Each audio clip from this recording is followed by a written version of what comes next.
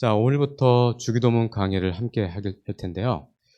이 십계명하고 주기도문, 그리고 사도신경은 우리 기독교 역사상 3대 보물이라고 일컬어지는 것들입니다. 여러분, 우리가 성경에서 특별히 신약성경에서 강조하는 게 무엇입니까? 믿음과 소망과 사랑이죠. 마찬가지로 여기 안에 믿음이 있고 소망이 있고 사랑이 있습니다. 자, 믿음은 어디에 있는가 하면 사도신경이 믿음의 부분에 속합니다. 그리고 우리가 지난주까지 함께 나누었던 이 십계명이 어떻게 사랑할 것인지, 그리고 우리가 오늘부터 함께 나눌 이 주기도문은 무엇을 소망해야 될지를 알려주는 이 기독교의 3대 보물입니다. 우리 기독교 역사상에 그 많은 여러 가지 가르침들이 있었습니다. 그런데 이 가르침들을 잘 보면 딱 이 세 가지만 중점적으로 가르쳤습니다. 그래서 우리의 믿음의 신앙의 선배들은 주기도문이 무엇인지를 오늘 우리처럼 이렇게 오후 예배 때나 아니면 이 저녁 예배 때 이 강의를 했습니다. 그래서 옛날에 500년 전에 우리 선배들도 이렇게 점심 먹고 또는 저녁을 먹고 이렇게 모여서 주기도문을 함께 나누었고 또 사도신경과 십계명을 함께 나누었습니다. 우리의 후세들도 마찬가지입니다.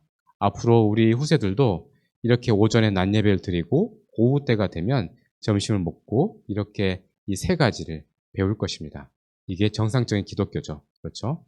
우리가 정상적인 기독교를 잘 모르면 이상한 데로 막 빠지기 마련입니다. 막 은사로 해가지고 네, 은사가 있어야 진짜 기독교다. 그리고 랄랄라 방언을 해야 우리가 진짜다. 막 그렇게 네, 가르치는 교회들이 꽤 많습니다. 그래서 진짜 기독교가 무엇인지를 잘 가르쳐줘야 신앙의 토대가 바르게 세워지는 것이죠. 자, 우리가 이 사도신경 그리고 십계명, 주기도문을 우리가 잘 알면 어떤 이점이 있는가 하면 흔들리지가 않습니다. 주변에 막 뭐가 있다, 막 어떤 능력이 나타난다 하더라도 별로 관심이 없어요. 네. 특별히 이제 어떤 신유 이런 것들에 의해서 많이 미혹되기 마련인데 별로 관심이 없습니다. 왜냐하면 모든 것은 말씀 주권입니다. 저도 늘 말씀드렸다시피 한때 저도 이 은사에 굉장히 네, 관심이 많았을 때가 있어요. 그런데 제가 느낀 거는 은사 위에 말씀이 있다. 이게 무슨 말이냐면 현상학적으로 이런 게 있습니다. 어, 어떤 이제 치료, 은사 치료를 이렇게 막 잘하는 목사님 있잖아요. 그런데 그 은사 치료 잘하는 목사님도 잘 보면 언제 능력이 나타난가 하면 좀 부정하지는 않습니다. 그런데 잘 보면 말씀을 전할 때 능력이 이렇게 나타나요. 막 랄랄라 슈 하면서 막 슉슉 하면 이게 잘 뭐가 나타날 것 같지만 사실 그게 아닙니다. 말씀을 잘 전하면 거기에서 막 치유 역사가 나타나고 갑자기 뭐 네, 여러 가지 보이지 않던 것들이 뭐 안 왔던 것들이 보이기도 하고 뭐 그렇습니다. 왜냐하면 이 세상 모든 만물은 이 말씀 주권에 있기 때문입니다. 놀랍게도요. 안 믿는 사람들도 그렇습니다. 저도 깜짝 놀랐는데 무당들이 영빨이 떨어지면 저기 법당에 간답니다. 그래서 예, 스님의 말씀을 듣는데요. 왜냐하면 같은 영적인 이치이기 때문이죠. 우리가 이러한 세상의 이러한 이치가 아닌 하나님의 은혜 가운데 있는 사람들은 말씀을 듣고 먹고 말씀을 되새김질해야 여기에서 영적인 능력이 나타나고 또한 안 믿는 그쪽의 라인, 그쪽 세계는 그쪽에 그 말씀을 들어야 능력이 나타나는 겁니다. 모든 이치는 마찬가지입니다. 즉 하나님 말씀을 잘 알아야 우리가 살 수 있단 말입니다. 자, 우리가 시험 볼 때 있죠. 시험 볼 때 저 같은 경우는 시험 보기 한 주 전에 요약을 합니다. 그래서 깨알같이 요약을 제 나름대로 해가지고 이것을 벽에 붙여놓는다든지 아니면 잘 보이는 곳에 놔둡니다. 그래서 오고 가면서 이거 제가 요약한 것들을 늘 보거든요. 그래서 그러면 이제 성적이 잘 나오기도 하고 그래요. 또 어떤 거는 또 안 나오기도 하고 그렇지만 이 성경에 대한 이 요약들 이게 바로 십계명과 주기도문과 사도신경에 크게 이게 농축되어 있습니다. 그래서 이 주기도문을 보면 아 하나님은 이런 분이시구나. 아 나는 이런 존재구나. 이렇게 살아야 되겠구나. 이것을 그 무엇보다도 잘 알 수가 있습니다. 자, 이 누가복음과 마태복음의 이 주기도문이 기록되어 있는데요. 오늘 우리가 읽었던 마태복음 6장하고 그리고 누가복음 11장에 주기도문이 기록되어 있습니다. 자, 그런데 우리가 읽었던 본문 중에 13절 보면 제 거 성경은 이렇게 되어 있는데 끝에 보면 나라와 건세와 영광이 아버지께 영원히 있사옵나이다 하고 가로되어 있죠. 이게 왜 그러냐면 우리가 읽는 이 성경은 이 번역본인데 영어로 번역한 게 아니고 예전에 선교했던 선교사님들이 원문으로 처음부터 번역을 했어요. 그런데 그 원문을 볼 때 몇 개의 본문이 있어요. 그래서 우리가 보는 이 본문은 바티칸 사본이라 해서 이제 로마 카톨릭이 가지고 있는 사본이 제일 깔끔하고 깨끗하게 제일 잘 정돈이 되어 있거든요. 이것을 기본 텍스트로 하고 나머지 것들을 이제 비교하면서 번역을 하거든요. 그래서 한 2개, 3개 정도 놔두고 그리고 나서 번역을 합니다.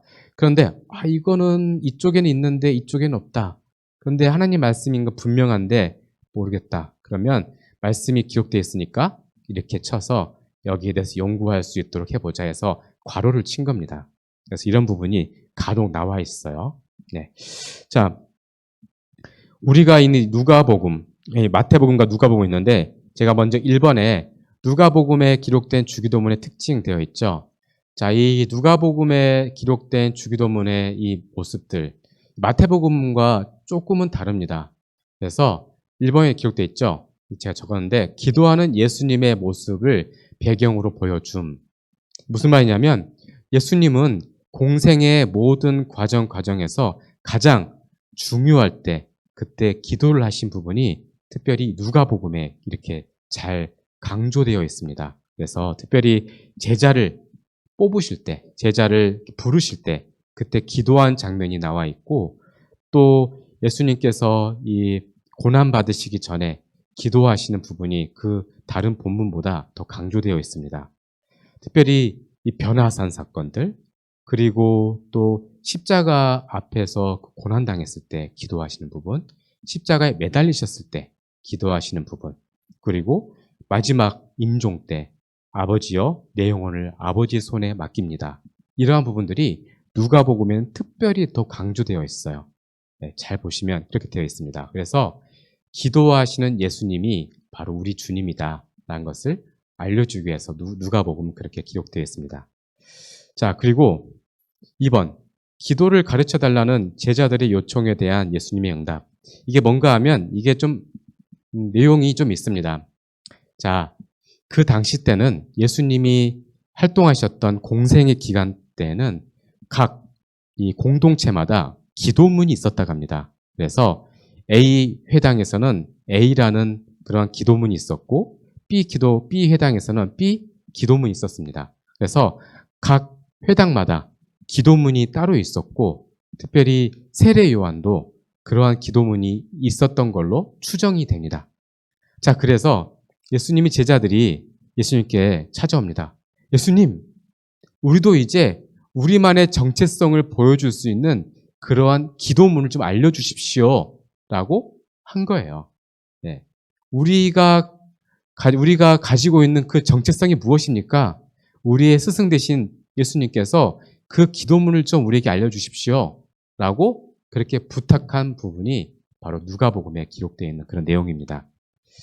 자, 그러면 마태복음에 기록된 주기도문의 특징이 있는데 이 마태복음은 이 우리가 어떻게 살아야 되는지를 알려주는 이 마태복음 주기도문입니다. 그래서 예수님 믿는 우리 크리스찬들이 누구인지 그리고 우리는 어떻게 살아야 되는지 그리고 또 구체적으로 어떻게 이것들을 적용하면서 할 것인지를 이렇게 기록되어 있는 것이죠.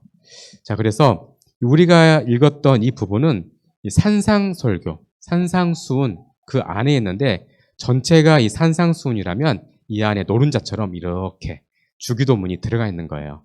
그래서 이 주기도문을 알아야 산상수훈을 이해할 수가 있고 해석할 수가 있습니다. 마치 어떠한 뭔가 키와 같은 거예요. 그래서 이 키를 딱 넣으면 이 뭔가가 돌아가는 것처럼 이 주기도문을 이해해야 산상수훈을 전체를 이해할 수가 있는 겁니다. 그러한 신학적인 구조로 되어 있어요. 자, 다음으로 기도의 모델로 제시된 나와 있는데, 자, 우리가 이제 신앙생활 하다 보면 좀 기도 좀 부탁드립니다라고 하면 좀 난감할 때가 있죠. 갑자기 대표 기도를 좀 해야 될 때가 간혹 있으면 무슨 기도를 해야 되나? 저는 그냥 기도할 수 있는데 근데 전 잘 못하니까 아무래도 대표 기도할 때 예전부터 기도책을 사가지고 몇 권 있어요. 지금은 최근에 뭐 아가페 출판사에서 나오는 기도책 보고 이번 달에는 이런 기도가 좋겠다. 그리고 이 시기에는 이런 기도가 좋겠다고 해서 거기서 조금 보면서 기도문을 따기도 합니다. 이 대표 기도할 때 이렇게 이제 써가지고 하는 게 제일 좋은 것 같아요. 왜냐하면 좀 실수할 수도 있고 그렇잖아요. 그래서 아무래도 이 좀 공동체 안에서 대표 기도하면 좀 마음이 떨릴 수가 있습니다. 그렇기 때문에 좀 이렇게 하면 더 좋지 않을까, 그렇게 적어서 하면 좋지 않을까 하는 생각이 듭니다. 자, 이 기도하다 보면 중언부언 할 때가 있어요. 그래서 이게 뭐 좀 내가 무슨 말 하는지 뭐 기도하다 갑자기 다 까먹을 때도 있고 제가 신앙생활 하다 보니까 해보다 보니까 그렇더라고요. 그래서 이 기도를 정확하고 그리고 명확하게 하려면 내가 하고 있는 기도가 어떤 내용인지를 알고 기도하면 가장 명확하고 좋은데 그 토대가 바로 주기도문이 될 수 있습니다. 내가 지금 이거 하고 있는 이 기도가 지금 하나님의 뜻에 맞는 기도인지 아닌지를 판별할 수 있는 그 시험지, 리트머스 시험지와 같은 것이 바로 이 주기도문입니다. 그래서 이 주기도문을 잘 알고 이해하고 기도하면 우리의 기도가 더욱더 풍성해질 수가 있습니다. 제가 군대를 제대하고 나서 요즘에 이제 그 주유소 알바를 잘 하지만 저 때는 주유소 알바를 많이 했거든요. 근데 주유소 알바를 하는데 한 번은 그 사무실에 앉아 있는데 굉장히 머리가 안 좋더라고요. 머리가 띵하고 안 좋더라고요. 왜 그럴까 생각했는데 알고 봤더니 그게 그 주유소가 2층 건물이었는데 그 2층에 그 사장님 그 사모가 그 남묘호랭기인가요? SGI? 네, 그 모임을 항상 거기서 갔더라고요. 몰랐는데 그 남묘호랭교인가 그 종교는 자기들 뭐 기도문이 있습니다. 그것을 뭐 한 하루에 뭐 100번을 한다나? 이것을 읽어요. 100번, 1000번이고. 네. 그러면 걔네들의 그 귀신의 능력이 나타난대요. 저는 아마 그것 때문에 머리가 아프지 않나, 안 왔나 생각을 했는데, 괜히 그 사무실만 가면 머리가 지끈거리고 너무 안 좋더라고요. 귀신들도 이렇게 하는구나. 자, 그런데 우리는 그렇게 100번, 1000번 할 필요가 없습니다. 제가 좀 규모 있는 교회에서 사역할 때, 부목사나 전도사가 하는 일 중에 하나가 뭐가 있었냐면, 이 계수하는 겁니다. 그래서 딱 보면, 우리는 4명, 3명, 막 딱 이렇게 계산을 하고, 너무 오래 해가지고, 눈에 들어와요. 근데 이제 사람이 너무 많다 보면, 이제는 이제 그 목사님 강대상 이쪽에서 쭉 처음에 여기서부터 시작해가지고 가면서 이걸로 카운팅 하거든요. 하나, 둘, 셋, 넷, 하나, 둘, 셋, 넷, 하나, 둘, 셋, 넷, 하나, 둘, 셋, 넷. 그러면 이게 카운팅 기계가 뭐 있냐면, 이게 보면 주기도문 무슨 100만 번 협회 해가지고 1년에 100만 번 하면 능력이 나타납니다. 그러니까 주기도문 한 번 하면 딱딱 하면 한 번 이게 올라가는 거예요. 숫자가. 그래서 내가 하루에 100번 하면 100번 한다 작정했다. 그러면 한 번 하고 딱딱하고 하나 하고 딱딱하고 하는 기계가 있습니다. 지금도 기독교 서점이 있는지 모르겠는데 제가 전도서 때는 있었어요. 네, 이렇게 뭐 딱딱딱딱 해가지고 기도가 되겠습니까? 네, 이거는 우리의 방식이 아닙니다. 우리는 기도를 한 번 한다 하더라도 정확한 뜻과 의미가 무엇인지 우리가 잘 알고 하나님께서 원하시는 방식으로 이렇게 기도를 해야 됩니다. 그 기도의 이 뼈대가 될 수 있는 게 주기도문이죠. 자, 주기도문의 구조와 특징인데 이 마태복음 보면 햄버거처럼 되어 있어요. 햄버거 보면 위에 그 덮는 빵이 있고 제일 밑에 또 받치는 빵이 있죠. 이것처럼 위와 아래가 있고 중간에 들어가는 게 있어요. 뭐냐면 절점에 하늘에 계시는 우리 아버지여 부르죠. 마찬가지로 대개 나라와 권세와 영광이 있습니다 하면서 송영, 하나님께 영광 돌리는 것. 자, 비슷한 내용이 위와 아래로 이렇게 햄버거처럼 덮어져요. 그래서 또 그 안에 하나님을 향한 기도가 있고 또 하나가 우리를 위한 기도가 있습니다. 딱 4개예요.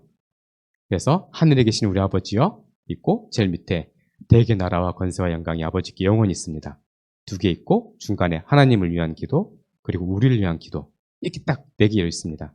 자, 근데 여러분 대개가 무슨 말인지 아세요? 먹는 개 아닙니다. 이 한자어예요, 한자. 그래서 요즘에 성경은 대개란 말 없죠? 그런데 어른들은 다 대개를 하셔서 저도 대개란 말 씁니다. 왜냐하면, 한자어로 왜냐하면, 이 헬라어로 호티, 왜냐하면, 영어로는 that, so that, because 이런 내용이죠. 왜냐하면, 그러니까 앞에 있는 모든 것을 다 요약해서 제가 다 받아들이고 그러니까 하나님께 나라와 권세와 영광이 영원히 있습니다. 라는 끝맺음이에요. 네, 이러한 내용으로 이 주기도문은 되어 있습니다. 자, 이 주기도문이 이 여러 가지 의미를 담고 있는데 주기도문의 이제 중요성과 필요성이 있는데 이 우리 공동체 있죠. 이 공동체가 어떠한 길을 걸어가야 될지를 알려주는 게 바로 이 주기도문입니다.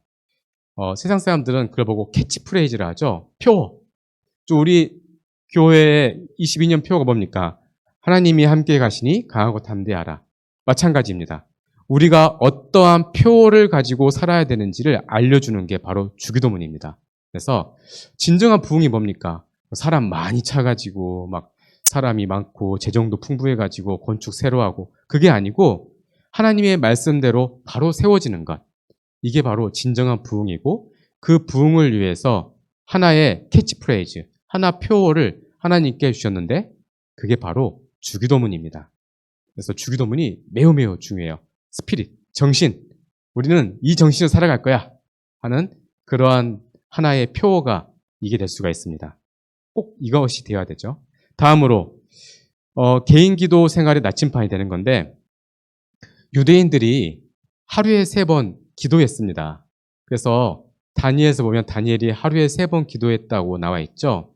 마찬가지로 예수님이 공생애를 하실 때 그때 각 회당마다 그 기도문을 가지고 하루에 3번 기도했습니다.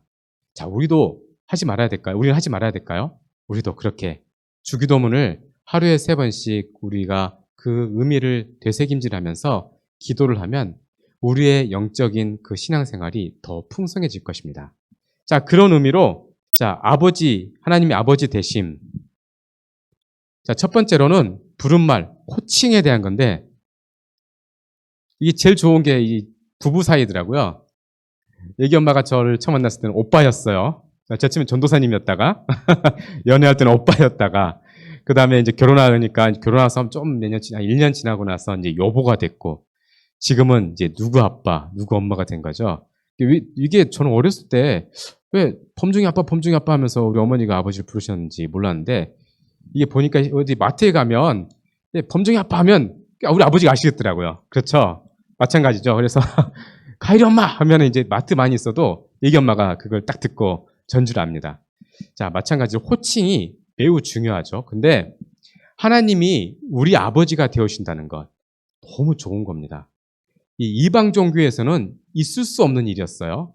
그래서 이방 종교에서 하나님을 자기들의 신을 아버지라 부른 적은 없었고 구약에서도 아버지 비슷하게 부른 적은 있었지만 사실은 아버지라고 그렇게 명확하게 부르진 않았습니다. 대신에 민족의 아버지, 우리의 모든 역사 속에 계신 아버지 그 정도 표현이지 하늘에 계신 우리 하나님을 아빠 아버지라고 부른 적이 없습니다.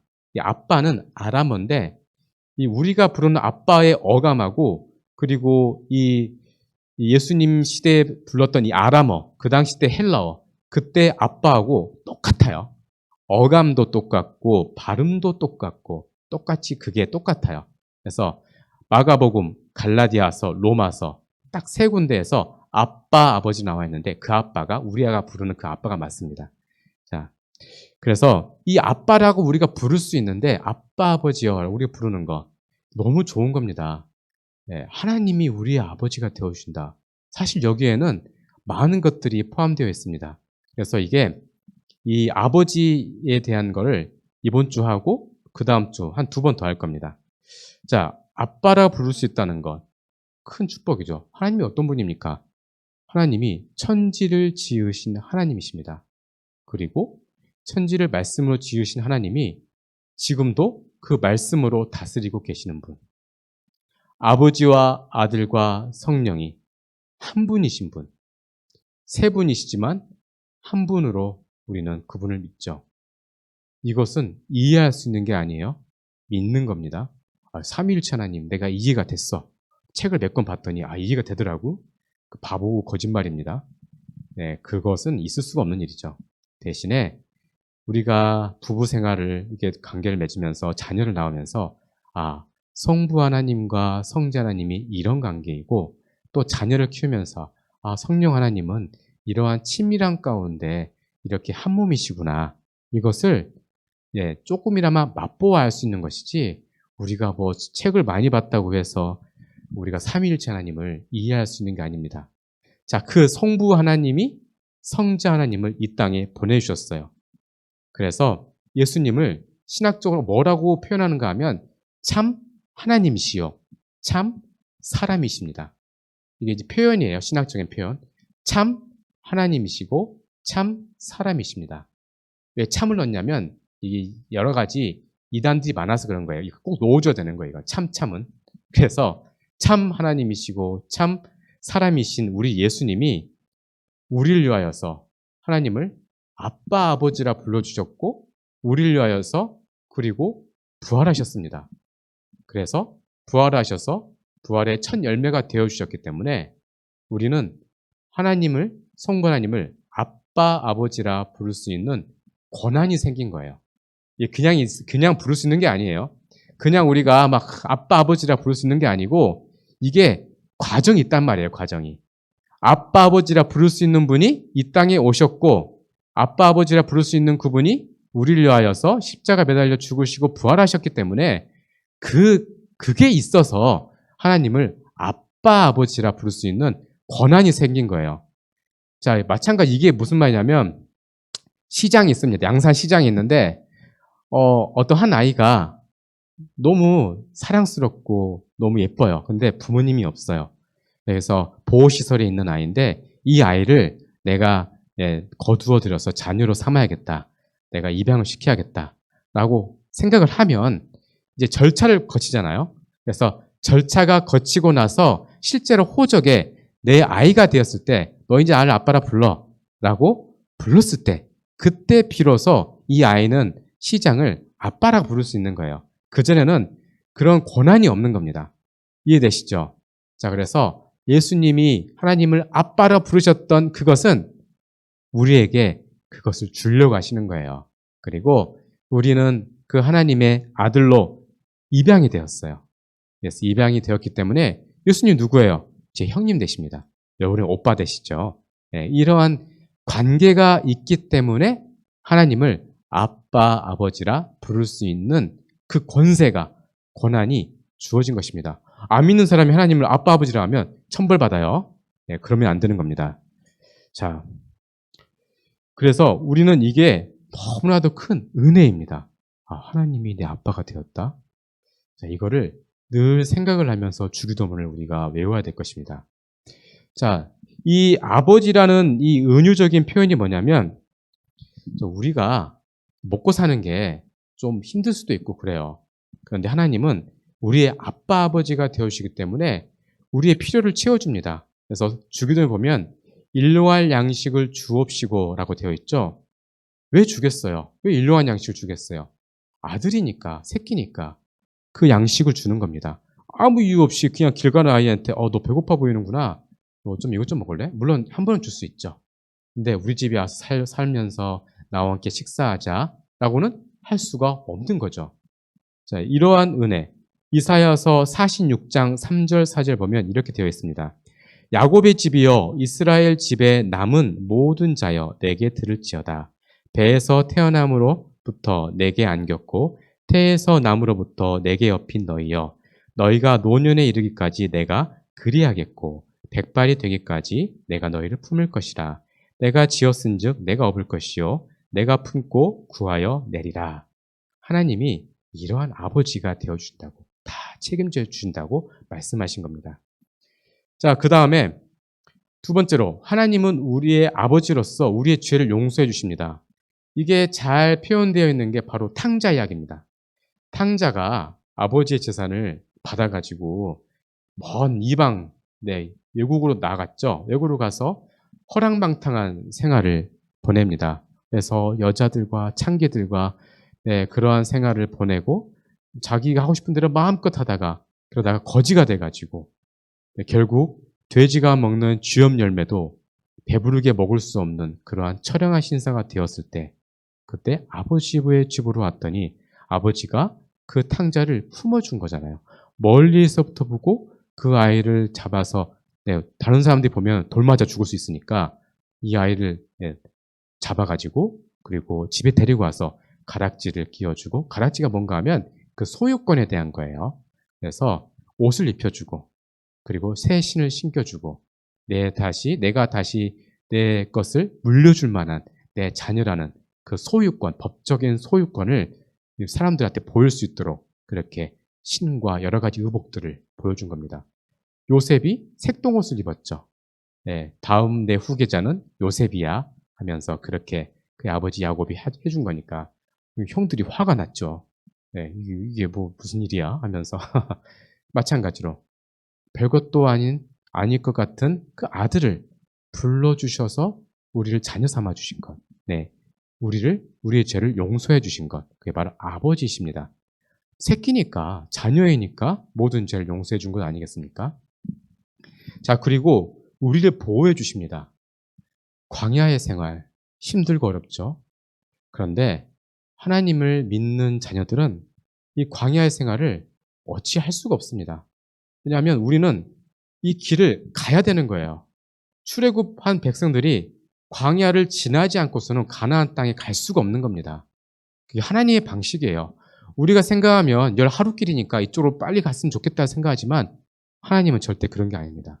하나님의 방식, 하나님이 원하는 그 장소에 한 곳 한 곳을 거치면서 우리 안에 있는 쓴뿌리와 여러 가지 혈기들을 죽이게 하시고 그것들이 해결된 다음에 그 다음 곳으로 한 곳 한 곳 그렇게 이스라엘 백성들이 42곳을 움직였거든요. 우리도 한 곳 한 곳을 움직이는 겁니다. 우리 공동체 마찬가지입니다. 어떤 어려움이 있다면 이 어려움은 그냥 주신 게 아니에요. 우리 공동체를 새롭게 하고 변화시키시려는 하나님의 의지가 담겨진 것입니다. 신명기 8장 2절 5절 말씀에 다음처럼 기록되어 있습니다. 내 하나님 여호와께서 이 40년 동안 내게 광야 길을 걷게 하신 것을 기억하라. 이는 너를 낮추시며 너를 시험하사 내 마음이 어떠한지 그 명령을 지키는지 지키지 않는지 알려 하심이라. 너를 낮추시며 너를 줄이게 하시며 또 너도 알지 못하며 내 조상들도 알지 못하던 만나를 내게 먹이신 것은 사람이 떡으로만 사는 것이 아니요 여호와의 입에서 나오는 모든 말씀으로 사는 줄을 내가 알게 하려 하심이니라. 이 40년 동안에 내 의복이 헤어지지 아니하였고 내 발이 부르트지 아니하였느니라. 라고 기록되었습니다. 하나님의 인도하심은 참 놀랍습니다. 그냥 하나님은 우리를 보내신 게 아니고 우리를 철저하게 보호하시고 지켜주셔서 안 죽을 수 있도록 그리고 그 생명을 보존할 수 있도록 하면서 우리가 먹고 사는 그 모든 것들을 다 책임져 주시면서 한 곳 한 곳을 움직이게 하십니다. 그리고 그곳에서 하나님의 특별한 역사하심, 기이하고 우리가 이해할 수 없는 것들을 보게 하셔서 하나님이 살아계시는구나. 하나님께서 여기에 의도가 있으셔서 이곳으로 인도하셨구나 라는 것을 깨닫게 하십니다. 그리고 그 결정적으로 가장 중요한 것은 말씀을 먹어야 산다는 것을 알려주신 겁니다. 그 40년 동안 하늘에서 내렸던 그 만나의 의미는 이게 무엇이냐는 것이죠. 이게 뭐냐? 이게 바로 만나이죠. 놀라운 것. 그게 바로 하나님의 말씀입니다. 40년 동안 만나를 먹이시면서 인도하셨던 것처럼 앞으로 우리의 삶, 우리의 광야의 삶은 이 만나와 같은 말씀을 통하여서 인도함을 받게 될 것입니다. 여러분, 우리가 사는 하나의 방법이 있습니다. 말씀밖에 없습니다. 네, 말씀과 예배. 이것을 통하여 우리가 살아나는 것입니다. 마른 뼈와 같은 그러한 아무것도 아닌 존재들에게 하나님의 말씀의 생기가 더해지면 놀라운 이 군인이 될 수 있는, 군대가 될 수 있는 그 역사가 우리 가운데 나타나게 될 것입니다. 잠언서 3장 11, 12절 보면 이렇게 되어 있습니다. 내 아들아, 여호와의 징계를 경히 여기지 말라. 그 꾸지람을 싫어하지 말라. 대저 여호와께서 그 사랑하시는 자를 징계하시기를 마치 아비가 그 기뻐하는 아들을 징계함 같이 하시느니라. 하나님이 자녀이기 때문에 우리를 시험하시고 또 우리를 여러 가지 그 어려운 광야의 길로 인도하십니다. 그렇기 때문에 우리가 하나님의 인도하심 아래에 있다고 우리가 믿는다면 지금의 우리의 삶 가운데 있는 고난을 우리가 괴로워하거나 하나님을 멀리하거나 그러한 일이 없을 것입니다. 하나님을 철저하게 신뢰하면 지금 내게 있는 이 고난도 우리 공동체에 있는 고난도 다 의미가 있다는 것을 알 수가 있는 것입니다.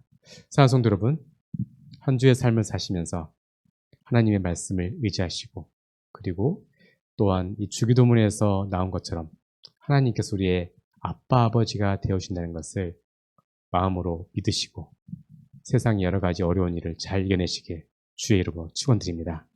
기도하겠습니다. 전능하신 하나님, 우리가 무엇이간데 우리를 자녀 삼아주시고 하나님의 백성을 삼아주십니까? 여러 가지 어렵고 힘든 상황 가운데서도 늘 주님 한 분만 바라보게 해주시옵소서. 지금의 고난이 우리의 삶 가운데 여러 가지 어렵고 힘든 일을 이겨낼 수 있는 그러한 양약이 될 수 있다는 것을 우리가 믿게 해주시고 지금의 어려운 상황들을 잘 이겨내게 하여 주시옵소서. 주님께서 우리를 자녀 삼아 주셔서 지금까지 인도해 주셨는데 앞으로의 여정 가운데도 함께하여 주실 줄 믿습니다. 모든 걸 주님께 맡기고 탁하며 울고 원하신 예수님 이름으로 기도드렸습니다. 아멘.